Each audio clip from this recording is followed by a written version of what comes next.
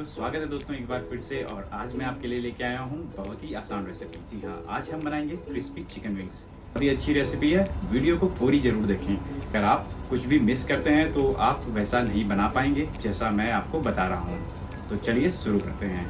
तो सबसे पहले हम काटेंगे चिकन विंग्स को दोनों हड्डियों के बीच से दो पार्ट में हम इसको डिवाइड कर देंगे, कुछ इस तरह से। तो मैं सारी चिकन विंग्स को इस तरह से काट के रख दूंगा। तो अब मैं बनाता हूँ इसका मैरिनेशन। तो इसके लिए मैं लूँगा एक बाउल, उसमें डालूँगा 3 चम्मच दही के। इसमें मैं ऐड करूँगा पानी और इसे बना देंगे बटर मिल्क की तरह। जी हाँ, आप बटर मिल्क भी यूज़ कर सकते हैं। इसके अंदर ऐड करेंगे थोड़ा सा नींबू का रस और नींबू को भी वहीं छोड़ देंगे। इसे हम अच्छे से मिला लेंगे और फिर इसके बाद चिकन विंग्स को इसके अंदर हम ऐड कर देंगे। चिकन विंग्स को दही के अंदर अच्छी तरीके से डिप कर लेंगे। आप चाहें तो इसे 2-3 घंटे के लिए फ्रिज में भी रख सकते हैं। तो अब हम बनाएंगे सीजनिंग। इसके लिए मैं लूँगा 1 कप मैदा और 1 बड़ा चम्मच अरारोट या कॉर्न स्टार्च आप इसको बोल सकते हैं। इसमें ऐड करूँगा मैं 1 टीस्पून नमक, 1 टीस्पून लाल मिर्ची पाउडर और 2 टीस्पून इसमें डालूँगा कोरिएंडर पाउडर। थोड़ा सा बेकिंग पाउडर इसमें डालेंगे और फिर इसे अच्छी तरीके से मिला लेंगे। अब चिकन विंग्स को सीजनिंग में अच्छी तरीके से मिला लेंगे।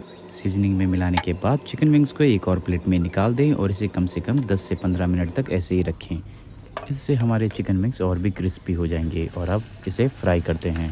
चिकन विंग्स को एकदम से बहुत ज़्यादा गर्म तेल में ना डालें। चिकन विंग्स को बीच बीच में कड़छी की मदद से हिलाते रहें और जब ये ब्राउन हो जाएं तो इन्हें निकाल लें। तो दोस्तों आप इसे एंजॉय कर सकते हैं टोमेटो केचप के साथ, या फिर हरी चटनी बना सकते हैं घर में और उसके साथ आप इसे जरूर ट्राई कर सकते हैं।